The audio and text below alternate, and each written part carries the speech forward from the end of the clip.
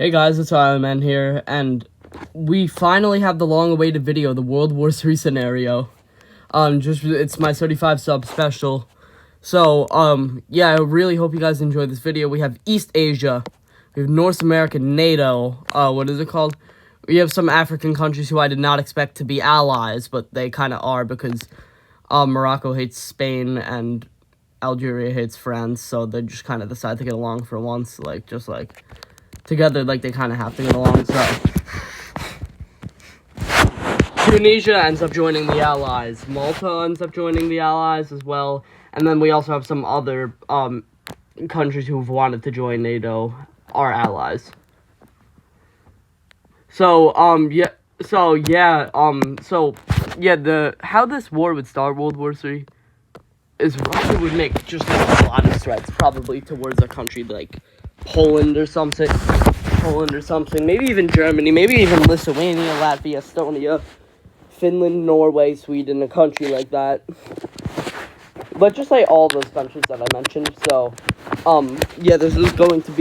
this is going to be perceived as an extreme threat, and, the Allies will end up declaring war on Russia, and, Russia obviously gains allies, and there was a NATO member who did betray the alliance, though. Montenegro, they betrayed the alliance because they decided to take Serbia's side. But yeah, anyway, let's get started with this war. Finally, yeah, we're just gonna see the complete capitulation of both Serbia and Montenegro here as they're completely surrounded by NATO forces. I feel like they would stand no chance against NATO forces over here. And now, And now NATO will try and do their best with their African fronts. So, Spain pushes in via their exclaves here. Here they connect their exclaves up and actually manage to take an okay amount of Morocco's land over here. And they also managed to make a couple, and also, Spain, Italy, and Tunisia managed to push into Algeria navally, except Tunisia, who pushes in, I guess, army-wise. So, yeah, things are not really looking good for Algeria here, who's kind of getting screwed up by, by Spanish, Italian, and Tunisian forces. Eventually, Algiers is captured, and, Algeria is going to go ahead and surrender. And now with, Morocco kind of getting completely doomed, to be honest, they're just kind of screwed here. And Rabat has been captured. No, we'll give Morocco a little bit more fairness.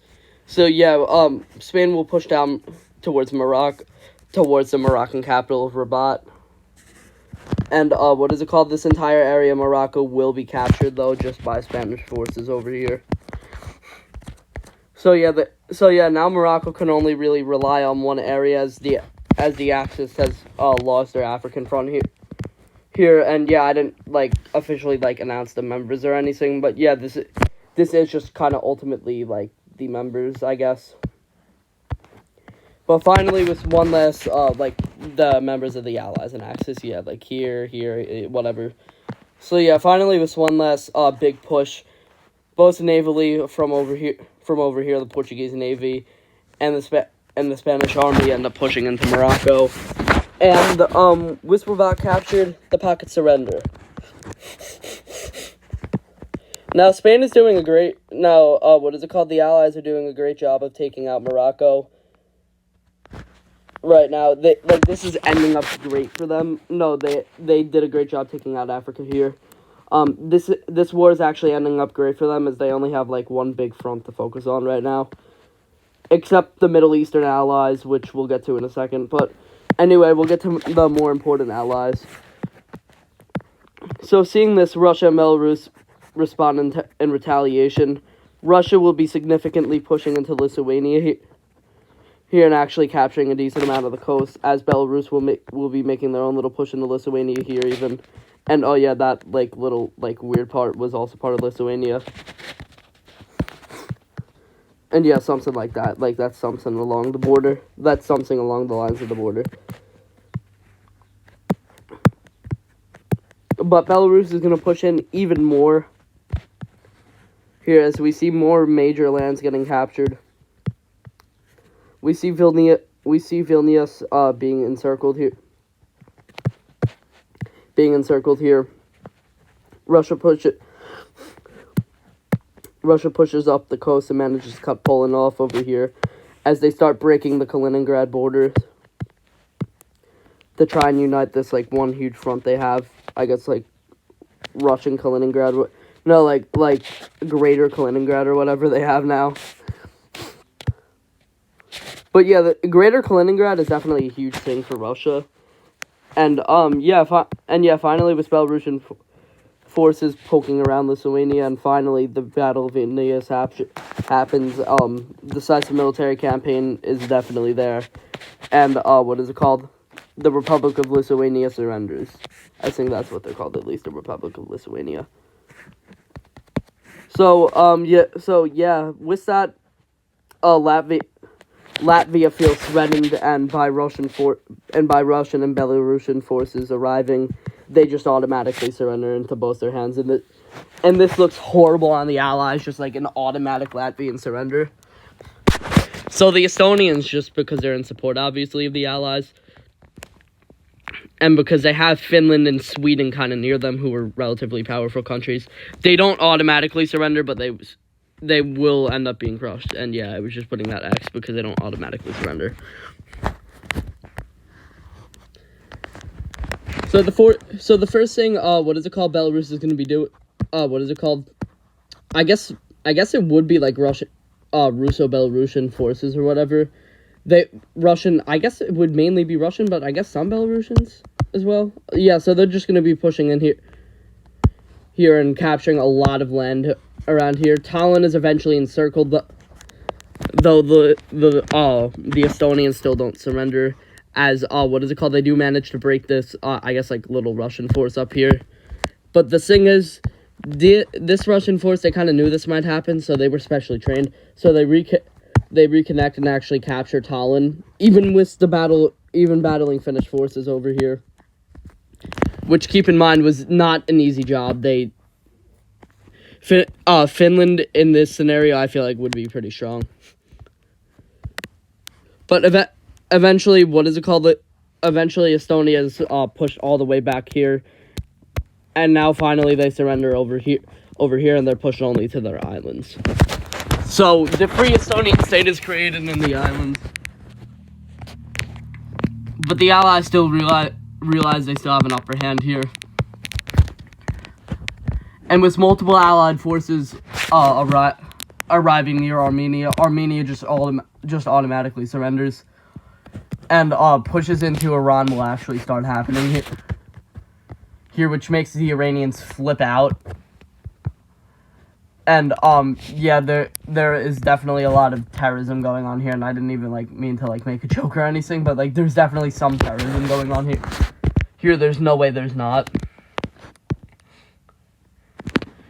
And basically what's gonna end up happening now is Iran, they're kind of unstable after this, and they just kind of start capitulating into Turkish hands.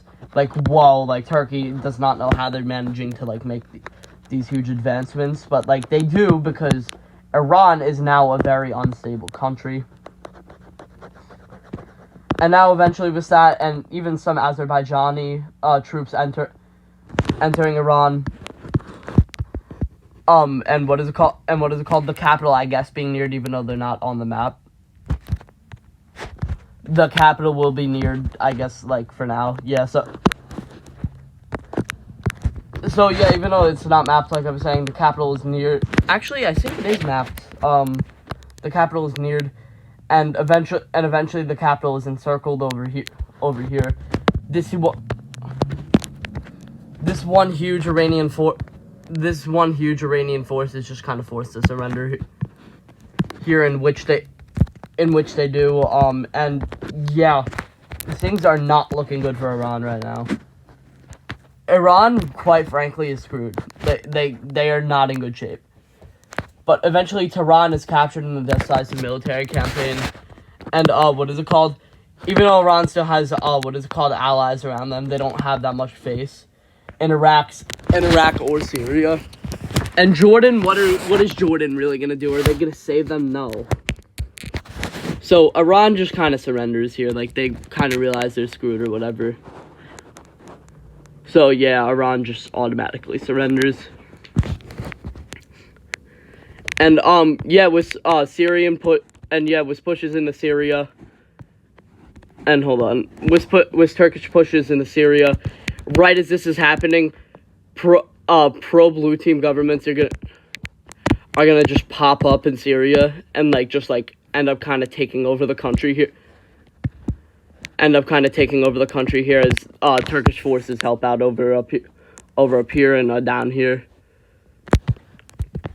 What is it called? The pro-Allied troops in Syria managed to get down here. And what is it called?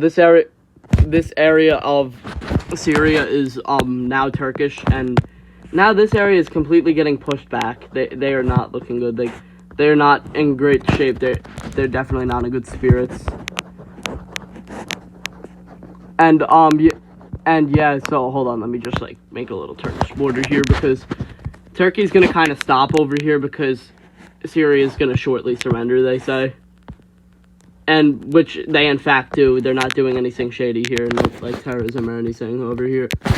Over here, they just end up surrendering into the into the new government or whatever.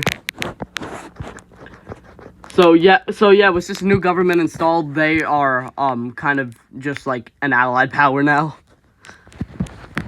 So yeah, with this things are not looking good for the red team here in the Middle East, as Iraq,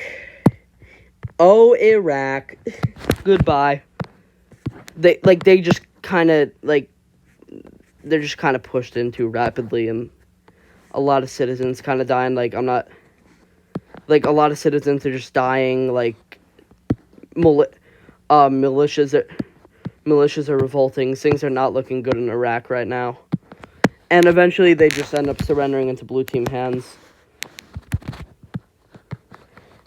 And so, yeah, this is just one big pro-government, because the blue team didn't really have to do much other than, maybe make one push in from Turkey, I think. But yeah, what is called the Middle East is mostly under Allied control here. As there will only be one more thing that'll happen here. Lebanon is just forced to surrender. So is Jordan after this, and so is Palestine. So yeah, controlling the entire Middle East, the Allies are very strong. And yeah, one huge Russian front is gonna end up happening here. Oh, and by the way, I almost forgot about this. I almost forgot about these guys.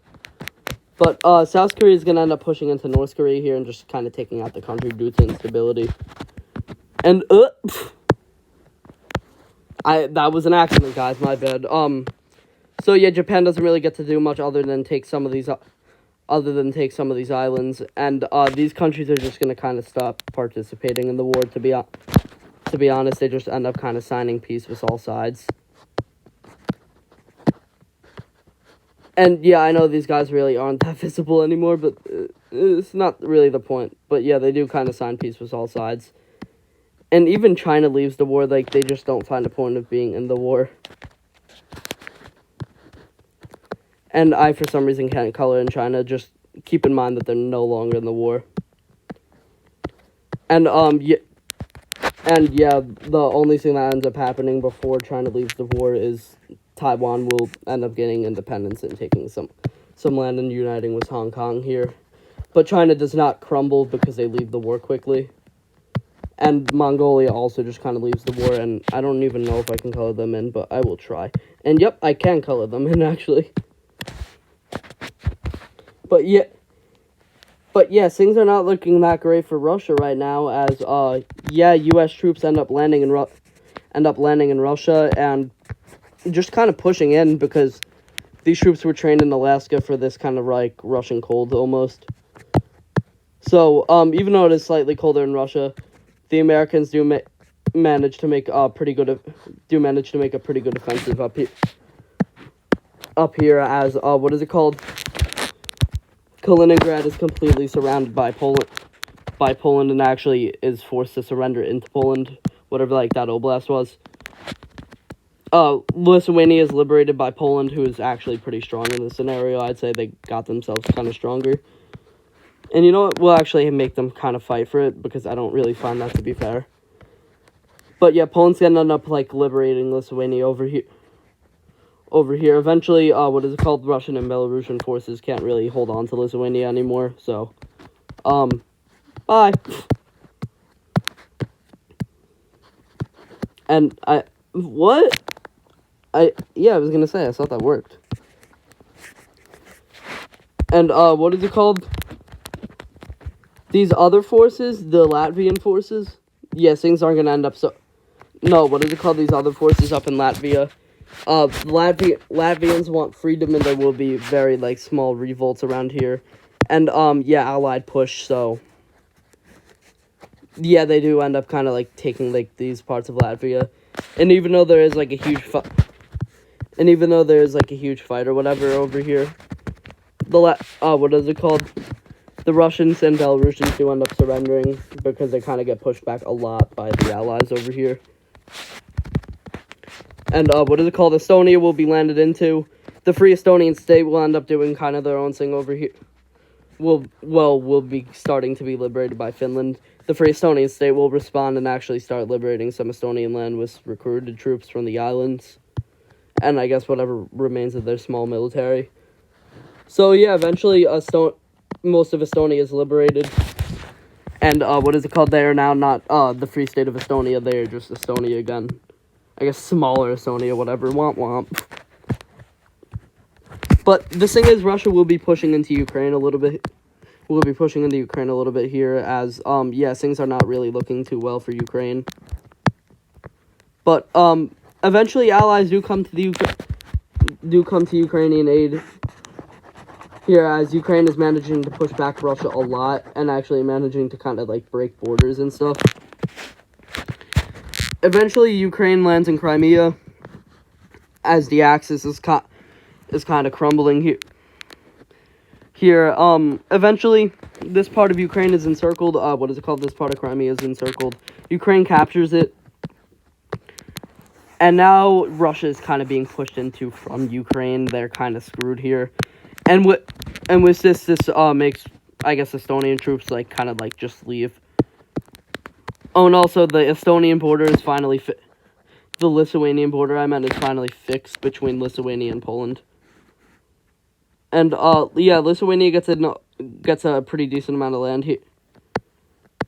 Here, as they get most of Kaliningrad. I do think Poland did get a little bit, though, and hold on, like, let me give them, like, just this tad. So the borders of Lithuania are restored here, and, Belarus is kind of being confronted by Poland, Ukraine, Slovakia, Hungary, Czechia, pretty much all these Eastern European countries. And, even though Russia's kind of, like, right near us, sorry, and Belarus just surrenders, and, yeah, speaking of Kazakhstan, even though I did not bring them up, they find it pointless to be in this war, so they just end up leaving, even though they're a Russian ally. And Kazakhstan, even though they were, I guess, allied with the Axis countries, don't receive any punishments other than maybe sanctions after the war. No, after they left. So, yeah, so, like, heavy sanctions after they left or whatever. But it's better than Kazakhstan being at war, I guess, for them. That drink is very good. But anyway, so, things are not looking well for Russia. Yeah, Finland, they're going to be pushing rapidly into St. Petersburg here, capturing it. And, yeah, things are just not looking good for Russia here. Estonia ends up pushing in even. Estonia ends up uniting with Finland even, because, like, they're like, you know what, why not, bro? Middle of the war union, screw it. And this even leads to a Lithuanian-Latvian union, and whatever new government was installed in Belarus, they also end up uniting into them. So, like, this is not ending up well for Russia, as a lot of unions are being formed here. What is it called? I meant the Vicegrad. The Vicegrad group is gonna end up it's gonna end up all uniting here. Just things are not looking good. The Balkan front, ironically, did not have a lot of like things going on in this war, and I'm sorry about that if this video kind of seemed rushed, but yeah, things are not looking good for Russia, as yeah, these forces just kind of like start overriding Russia, and yes, things are not looking well. And right as this happens, a huge offensive is made into Moscow. EU, NATO, just like a bunch of troops. And yeah, with St. Petersburg being captured, like, this is not good that they're approaching Moscow now. Like, Russia's on the brink of capitulation. Eventually, all these NATO and EU troops end up, end up meeting up over here. Well, I guess, like, NATO, EU, whatever, like, no, I would assume not UN. Yeah, probably. Maybe UN, maybe. It depends, though. But, yeah. So, with Moscow being completely just kind of encircled here, that Moscow just surrenders, and that part surrenders to, like, the outside areas. And they end up kind of just, like, joining, like, this huge, like, I guess, like, kind of, like, Russian Republic Union or whatever. No, like, this, like, Eastern European Union or whatever. And with this, Russia, it's not looking good for them. They end up surrendering. And wow, I bet you guys did not see that coming, but yeah, Russia ends up surrendering. And, yeah, these were the borders at the end of the war, and hold on, let me just, yeah. Whatever, like, yeah, just remember that China was out of the war, whatever. So, yeah, Russia ends up surrendering, and I don't really have time to fix the borders here. But I hope you guys enjoyed this video. This was my, I guess, interpretation of World War III scenario. So I'll see you guys later. Peace out.